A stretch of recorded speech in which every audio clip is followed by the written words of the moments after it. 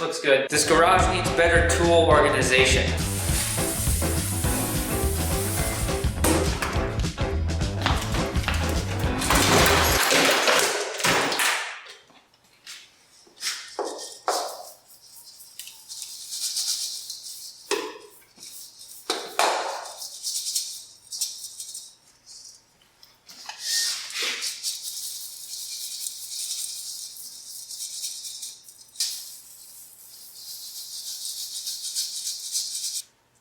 It got me in the gluteus maximus, right through to my wall A.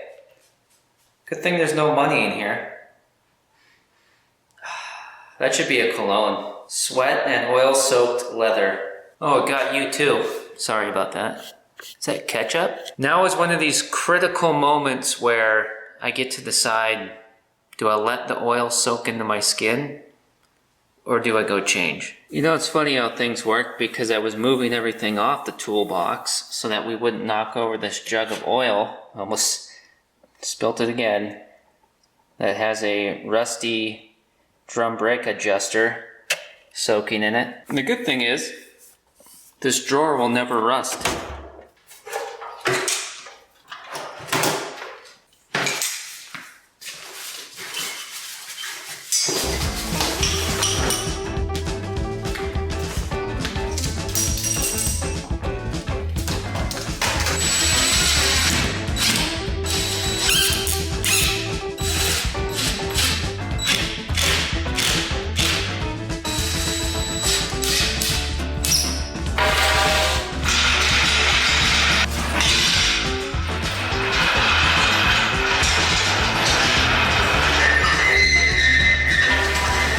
Have you seen this video in Freeman's garage?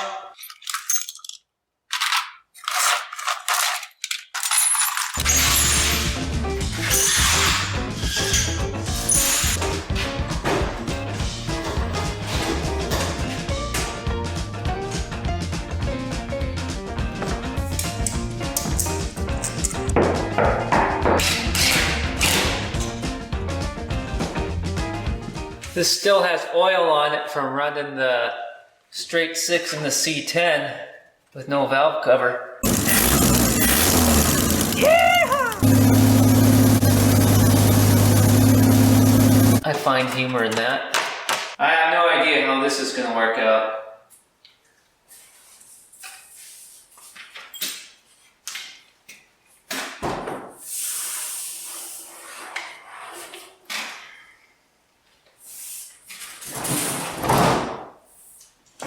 I've never claimed to be a carpenter. This just seems like a bad idea.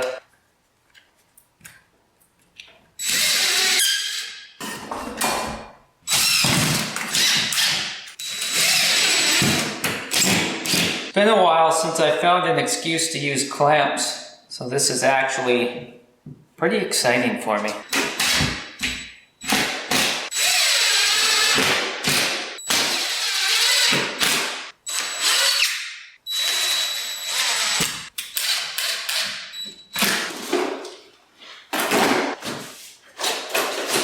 In the near future, we're going to build a wood workbench right here and screw it against the wall. It will be on casters though, so we can unscrew it and roll it around if we want. I want the workbench to start right where the curb starts. That way we can get the doors open for the hot water heater tank and the air handler. We'll probably build it 8 foot long, the length of this pegboard. That'll be less cuts for us to make because 2x4s and plywood come in 8 foot pieces. And I want that toolbox to be able to roll underneath the new workbench, which will probably put the height of the new workbench about right here, which will allow me to hang my wrenches off the very bottom of the pegboard without the wrench making contact with the workbench, which is why we hung the pegboard at the height we did, and it leaves us 12 inches up top to run a shelf across there if we so choose to.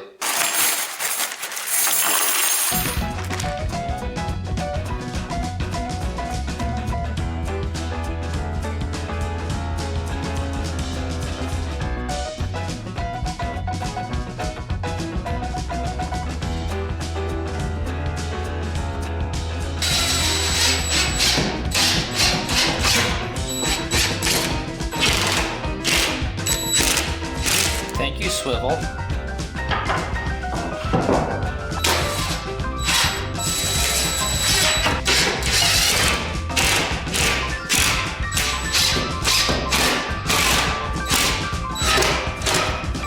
Not bad.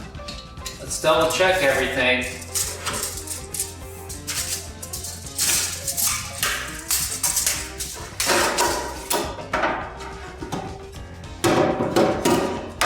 Yep. Looks good. For reference, I'm 6'4". No, I'm not. They're 10-foot ceilings, give me a break. Here's the real test though. This is pretty much why I did all this in the first place.